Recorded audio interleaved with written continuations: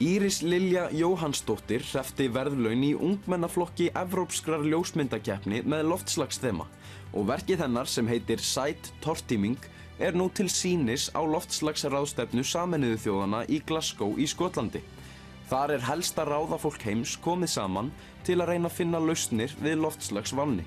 Svona lýsir Íris Lilja verkinu og þýðingu þess. Ég var sem sagt að fjalla það hvernig mennirnir að sleikja upp auðlindir jarðarinnar og fegurð hennar og ég bjó sem sagt til svona hálfgerða húmoríska viðlíkingu þar sem að manneskja að sleikja sem sagt ískúlu sem jörðin og því meira sem ég hugsaði þetta því betur fannst mér þetta hljóma og eiga rétt á sér.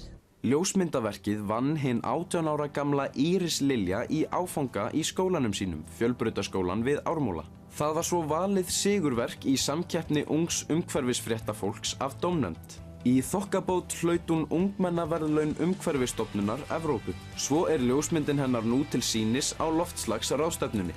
Þar geta allir, það bil 25.000 gestir hátíðarinnar, litið hana augum og velt fyrir sér boðskap Írisar Lilju leið.